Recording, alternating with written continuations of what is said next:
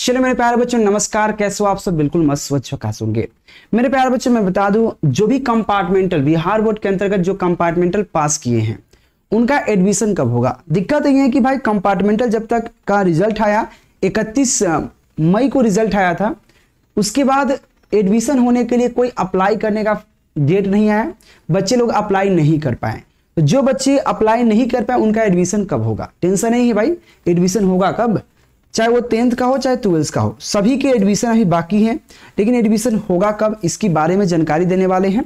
जब भी बिहार बोर्ड के स्टूडेंट है जो कंपार्टमेंटल पास किए हैं, ठीक है, या जो अभी तक ग्रेजुएशन में या जो 10th क्लास में है 10th में है वह 11th में और जो 12th में है वह ग्रेजुएशन में एडमिशन नहीं लिए हैं, उनका एडमिशन कब होगा पूरी जानकारी देने वाले हैं।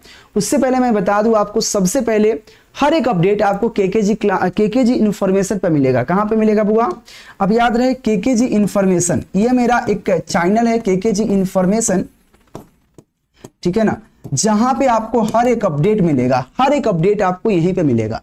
तो आप केकेजी इन्फॉर्मेशन यूट्यूब चैनल को सब्सक्राइब कर लीजिए, बेझिझक सब्सक्राइब कीजिए और हर एक अपडेट एडमिशन से लेकर रिजल्ट से लेकर मार्कशीट से लेकर A to Z, merit list से लेकर जॉब नोटिस से लेकर A to Z आपको नोटिस यहाँ पे आपको देखने को मिलेगा। ठीक है मेरे प्यारे बच्चों, तो आप लोग क्या करना है, फटाफट इसको सब्सक्राइब कर लेना है। मेरे प्यारे बच्चों हम लोग अभी जानने वाले हैं कि आपका एडमिशन कब होगा। जैसे कि एडमिशन लेने के लिए आपको पहले ऑनलाइन अप्लाई होता है, फिर आपको 5 कॉलेज चून करते हैं, उसमें से कोई एक कॉलेज में आपका मेरिट लिस्ट में नाम देता है, फिर उस कॉलेज में आप अपना एडमिशन ले सकते हैं, ऐसा ही रूल होता है। लेकिन जैसे ही आप कंपार्टमेंटल पास किए हैं या जो बच्चे का एडमिशन नहीं हुआ है या मेरिट लिस्ट में नाम नहीं आया है, वो बच्चा का एडमिशन कैसे होगा, तो उन बच्चे का एडमिशन के लिए एक रूल होता है। वो रूल क्या है मैं आपको बताता हूं। सबसे पहला प्रथम जो आपका प्रथम क्या है, सबसे पहले आप लोग अप्लाई करते हो, ठीक है ना, अप्लाई करते हो, अप्लाई करने के बाद 5 कॉलेज चुनना होता है, 5 कॉलेज चुनना पड़ता है। उसके बाद आपका जिस कॉलेज में मेरिट लिस्ट जारी होता है, ठीक है ना, याद रखना मेरिट लिस्ट जारी होता है, इस मेरिट लिस्ट में आपका अगर नाम आया तो उस कॉलेज में एडमिशन हो जाता है, जिसको कोई दिक्कत नहीं है। और जिसका अप्लाई ही ना हुआ हो, अब उसका क्या होगा, जिसका अप्लाई ही नहीं किया हो उसको कब एडमिशन होगा, है कि नहीं, चाहे कंपार्टमेंटल पास किया उसका एडमिशन कब होगा। तो मेरे प्यारे बच्चों एक स्पॉट कोटा होता है। स्पॉट कोटा मतलब हर कॉलेज में क्या होता है बुआ, हर कॉलेज में बेसिकली हर कॉलेज में बेसिकली 100 सीट खाली होता है। कितने? 100 सीट खाली रहता है, ठीक है ना, सीट खाली रहता है हर कॉलेज या हर स्कूल में। जो बच्चा 12th में वो कॉलेज की बात करें, 10th जो उसको वो भी कॉलेज की बात करेंगे, ठीक है। तो हर कॉलेज में बेसिकली होता क्या है, कम से कम 100 गो सीट खाली होता है। कितने सीट? 100 सीट कम से कम खाली होता है, ठीक है। तो 100 सीट खाली होता है, तो वे 100 सीट में जो एडमिशन के लिए बोर्ड के तरफ से, हर यूनिवर्सिटी की तरफ से या बिहार बोर्ड की तरफ से एक आता है स्पॉट कोटा। स्पॉट कोटा क्या होता है?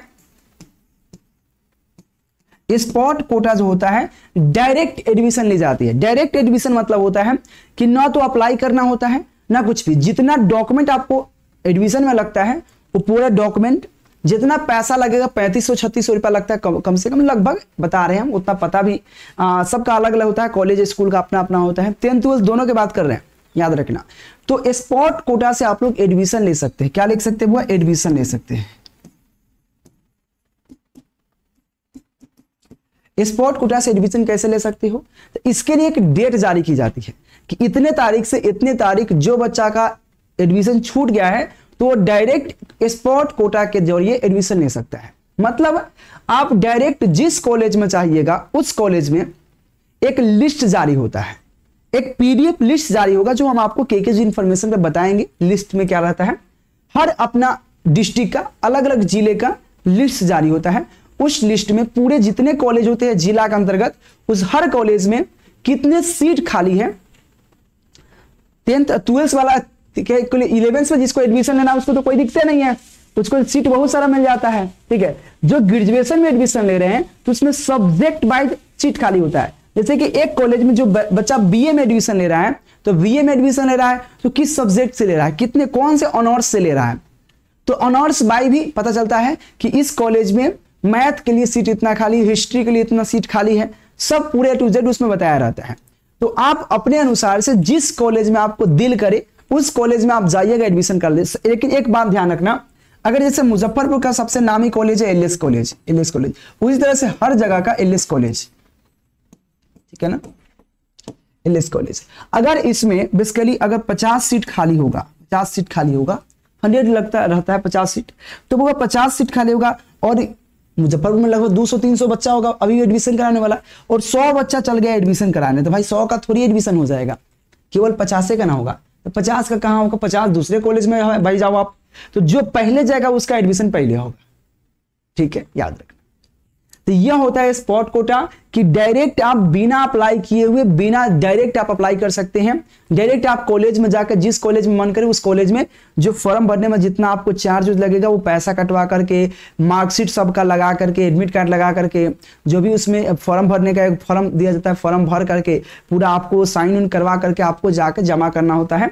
जमा कर दीजिएगा, आपका एडमिशन हो जाएगा। तो इसका डेट कब आएगा, तो डेट अभी आया नहीं है। डेट आपको 5 से 10 दिन में आपका डेट आ जाएगा।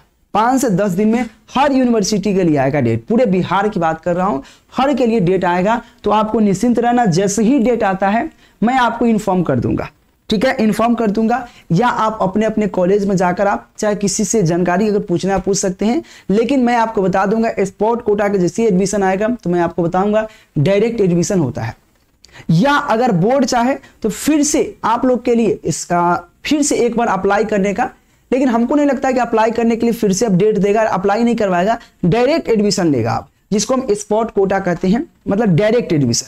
तो आपको समझ में आया स्पॉट कोटा क्या होता है, क्योंकि हर कॉलेज में कम से कम 100 सीट खाली जरूर रहता है, और इसीलिए रहता है कि ताकि कोई बच्चा एडमिशन लेना चाहे एक्स्ट्रा तो उसका एडमिशन उसमें हो सके, ठीक है। तो एडमिशन, हाँ, लेकिन आपके मन पसंद के कॉलेज हो सकता है कि न मिले, यह हो सकता है कि आपके मन पसंद के, भाई कॉलेज पर डिपेंड कुछ नहीं करता। मैं जानता हूं भाई, मैं एलएस कॉलेज से पढ़ा हूं, लेकिन इतना घटिया कॉलेज है ना भाई, बहुत दौड़ाता है। मैं अभी पढ़ता हूं एलएस कॉलेज में ही है, अभी भी मेरा उसी में है, ठीक है, लेकिन बहुत घटिया कॉलेज है यार। क्योंकि जितना भारी कॉलेज में जाओगे आपका काम उतना ही देरी से होगा, जल्दी नहीं होगा। कोई भी आप फॉर्म अप्लाई करने जाओगे, कोई एग्जाम देने जाओगे, बहुत दौड़वाएगा आपसे।